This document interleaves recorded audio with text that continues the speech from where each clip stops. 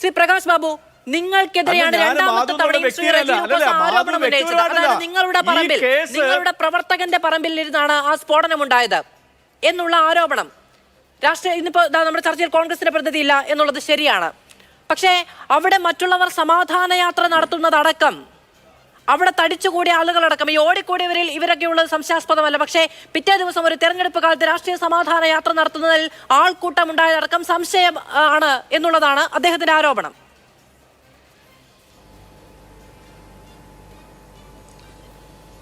മാധു, റജി ലൂക്കോസ് ഏതെങ്കിലും ഒരു സ്ഥലത്ത് ഒരു സാധാരണ പൗരന് മനസ്സിലാകുന്ന ഭാഷയിൽ പറയാം, ഒരു വീട് നിർമ്മിച്ചു കൊണ്ടിരിക്കുന്ന, പാതി നിർമ്മാണത്തിലിരിക്കുന്ന ഒരു വീട്ടിൽ വെച്ച് അവിടെ ആരോ ബോംബ് നിർമ്മിച്ചാൽ റജി ലൂക്കോസ് പറഞ്ഞതിൻ്റെ അർത്ഥം റജി ലൂക്കോസ് ആണ് അതിലെ ഒന്നാം പ്രതി എന്ന്. അത്രേ ഞാൻ അക്കാര്യത്തിൽ പറയുന്നുള്ളൂ. ഇനി ഒരു കാര്യം, ഇപ്പൊ റജി ലൂക്കോസ് പറഞ്ഞില്ലേ അഷ്നയുടെ അല്ലെങ്കിൽ അഷ്നയെ ബോംബെറിഞ്ഞ ആളെന്ന്. എൻ്റെ റജി ലൂക്കോസ് ഇന്നലെ ഈ കേരളത്തിലെ മുഴുവൻ ചാനലുകൾ നടത്തിയ ചർച്ച മാധു, ആ വീട്ടിൽ പോയ ആളായി പറയുന്ന അശോകൻ. അശോകൻ ആരെന്നറിയോ? ഇപ്പോൾ ഈ റജി ലൂക്കോസ് പറഞ്ഞ അഷ്നയെ ബോംബെറിഞ്ഞ കേസിലെ ഒന്നാം പ്രതിയാണ് CPIM-ന്റെ നേതാവ്, ഇന്നലെ അവിടെ പോയിട്ടുള്ള അശോകൻ. ഞാൻ അത്രയും അത് പറയുന്നുള്ളൂ. ഇനി എൻ്റെ ഒരു ചോദ്യം റജി ലൂക്കോസോട്, ഈ കാണിക്കുന്ന മാധു, ഇത് ദേവി ചെയ്ത് റജി ലൂക്കോസ് ഇത് ലഷ്കർ-ഇ തോയ്ബേൻ്റെ അല്ലെങ്കിൽ മറ്റാരുടെയെങ്കിലും മാർച്ചിൻ്റെ ആണെന്ന് പറയാറ്. ഇതാണ് ആര്? അമൽജിത്ത്. ഇതാണ് അമൽജിത്ത്. ഇദ്ദേഹമാണ് അവിടുത്തെ റെഡ് വളണ്ടിയർ ക്യാപ്റ്റൻ. ഇന്നലെ അറസ്റ്റിലായ അമൽ ബാബു, റെഡ് വളണ്ടിയർ ക്യാപ്റ്റൻ. ഇദ്ദേഹമാണ് 2.5 കിലോമീറ്റർ അപ്പുറത്തുള്ള ആൾ. 2.5 കിലോമീറ്റർ അപ്പുറത്തുള്ള ആൾ. ഇനി ഇതിന്റെ തൊട്ടപ്പുറത്താണ് മാധു, കേരള ചരിത്രത്തിൽ ആദ്യമായി ഒരു വനിത ബോംബ് നിർമ്മാണ കേസിൽ പ്രതിയായിട്ടുള്ള ചെറ്റക്കണ്ടിയിലെ തെക്കുമുറി എന്ന് പറയുന്ന സ്ഥലം. അപ്പോൾ ആ ബോംബ് സ്ഫോടനം ഉണ്ടായപ്പോൾ 2 ചെറുപ്പക്കാരാണ് മരിച്ചത്. ഒന്ന് ഷൈജു, ഒന്ന് സുബിൻ. ഉടനെ തന്നെ പത്രസമ്മേളനം നടത്തി പാനൂർ ഏരിയ സെക്രട്ടറി പറഞ്ഞു, ഞങ്ങളുമായിട്ട് ഒരു ബന്ധവുമില്ല, ഞങ്ങളെ പാർട്ടിയിൽ ഇപ്പം ഇവരില്ല, ഒരു ബന്ധവുമില്ലെന്ന് പറഞ്ഞു.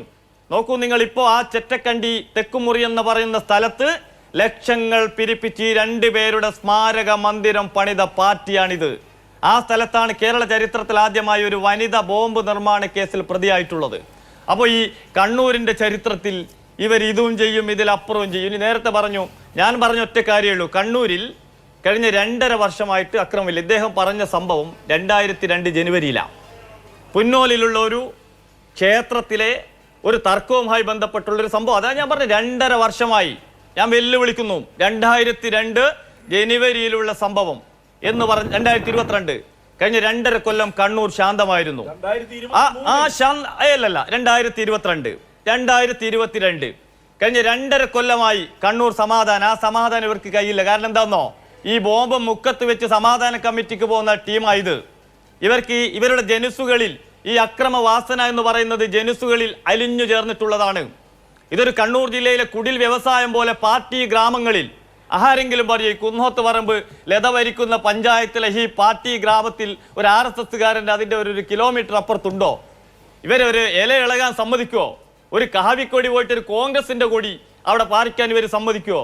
അതാ പറഞ്ഞ രാവണ കോട്ടകൾ. അവിടെ കൃത്യമായി ഇവിടെ ബോംബ് ഹോൾസെയിൽ നിർമ്മാണം കുടിൽ വ്യവസായത്തിൽ നിർമ്മിച്ച് കണ്ണൂർ ജില്ലയിൽ വിവിധ ഭാഗങ്ങളിൽ എത്തിക്കാനുള്ള ഒരു ക്രിമിനൽ സംഘമാണ് അമൽദാസിന്റെയൊക്കെ നേതൃത്വത്തിൽ അവിടെ വന്നിട്ടുള്ളത്, സായുജിന്റെയും അതുലിന്റെയും ഒക്കെ നേതൃത്വത്തിൽ അവിടെ വന്നിട്ടുള്ളത്. ഇത് വളരെ ആസൂത്രിതമായിരുന്നു. ഞാൻ ആവർത്തിക്കുന്നു, കണ്ണൂർ ജില്ലയിലെ ചില മാടമ്പി നേതാക്കളെ ഈ കേസിൽ കൊടുക്കാം. എങ്ങനെയാ? ഇവരുടെ ഫോൺ കോൾ പരിശോധിക്കണം. പിണറായി വിജയന്റെ പോലീസ് തയ്യാറുണ്ടോ? ഈ പറയുന്ന DYFIയുടെ 5 നേതാക്കളുടെ CITU നേതാവിന്റെ ഫോൺ കോൾ പരിശോധിച്ചാൽ ഇതിന്റെ ഗൂഢസംഘങ്ങളെ പിടികൂടാൻ പറ്റും. ഇതൊന്നും പറയാതെ നിങ്ങൾ എനിക്ക് റജി ലൂക്കോസോട് പറയാനുള്ളത്, ലൂക്കോസേ, കേരളത്തിലെ പ്രബുദ്ധരായിട്ടുള്ള ജനത ഇത് കേൾക്കുന്നുണ്ട്. നിങ്ങൾ ആറ്റം ബോംബുവാണെ നിങ്ങൾ കെട്ടിക്കോ, പൊട്ടിച്ചോ, ഒരു പ്രശ്നവുമില്ല. പക്ഷേ കേരളത്തിലെ ജനങ്ങളെ നോക്കി നിങ്ങൾ കൊഞ്ഞനം കുത്തരുത്. ഈ ഒരു അപേക്ഷയുള്ളൂ.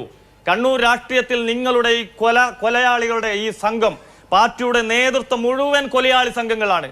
എണ്ണി പറയാൻ സാധിക്കും. അതാ ഞാൻ പറഞ്ഞ ജനുസുകളിൽ ചേർന്നിട്ടുള്ളതാ. ഇനി നേരത്തെ പറഞ്ഞു BJP അവിടെ അക്രമകാരികളാ. ഒരു കാര്യം ഞാൻ ചോദിച്ചോട്ടെ മാധു, BJP അവിടെ അക്രമകാരികളാണെന്ന് നിങ്ങൾ പറയുമ്പോൾ ഞങ്ങൾ ചരിത്രപരമായിട്ട് അവിടെ പറയുന്ന ഒരു കാര്യമുണ്ട്. കണ്ണൂർ ജില്ലയിൽ CPM-ന്റെ ശക്തി കേന്ദ്രത്തിൽ എന്തുകൊണ്ടാണ് എല്ലാവരെയും ഇവർ അടിച്ചൊതുക്കുന്നത്, എല്ലാവരെയും കൊലപ്പെടുത്തുന്നത്? BJP അക്രമകാരികളാണെങ്കിൽ ഈ രാജ്യത്തെ 10-13 സംസ്ഥാനങ്ങളിൽ BJP-യും RSS-ഉം അക്രമകാരികളാണെങ്കിൽ നിങ്ങളുടെ ചുവന്ന കൊടിയും കാണില്ല, ഒരു പാർട്ടി ഓഫീസും കാണില്ല. എവിടെയെങ്കിലും ഒരു നേതാവിനെ നിങ്ങൾ കൊന്നായിട്ട് കാണിക്കാൻ പറ്റുമോ? ഇവിടെ നിങ്ങൾ ആരാണോ നിങ്ങൾക്കെതിരെ വാളോങ്ങുന്നത് അവർ കുലംകുത്തികളാണ്, അവർ വർഗശത്രുക്കളാണ്, അവർ ജീവിക്കാൻ പാടില്ല. ഇങ്ങനെ കണ്ണൂർ ജില്ലയിൽ സമാനമായ ബോംബ് നിർമ്മാണവുമായി ബന്ധപ്പെട്ട BJP പ്രവർത്തകർ കൊല ചെയ്യപ്പെട്ടിട്ടുണ്ട് എന്ന ആരോപണം ഈ സംഭവവുമായി ബന്ധപ്പെട്ട് പ്രതിരോധം എന്ന നിലയിൽ CPM ഉയർത്തുന്നുണ്ട്. അവർക്കെതിരെ ആരോപണങ്ങളെ പ്രതിരോധിക്കാൻ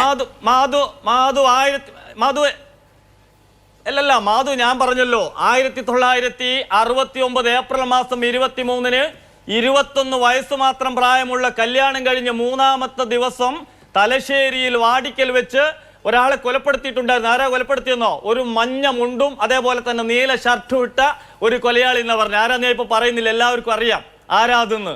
അപ്പൊ നോക്ക്, അന്ന് മുതൽ ഇന്ന് വരെ ഞങ്ങളെ വേട്ടയാടാൻ ശ്രമിച്ചിട്ടുണ്ട്, ഞങ്ങൾ പ്രതിരോധിച്ചിട്ടുണ്ട്. ഞാൻ ഇല്ല എന്നൊന്നും പറയുന്നില്ല. പക്ഷേ കണ്ണൂർ ഇപ്പൊ ശാന്തമാണ്, 2 കൊല്ലമായി ശാന്തമാണ്. ആ ശാന്തമായ കണ്ണൂർ അങ്ങനെ പറയാൻ കഴിയാതിരിക്കുന്ന ധാർമ്മിക അടിത്തറയിൽ നിന്നുകൊണ്ടാണ് മറ്റുള്ളവരെ കുറ്റം പറയുന്നത് എന്നത് കുറച്ച് കടുപ്പമാണ് കേട്ടോ. ശ്രീ പ്രകാശ് ബാബു, ശ്രീ ജോസഫ് വരാം. മാധു ഞാൻ പറഞ്ഞല്ലോ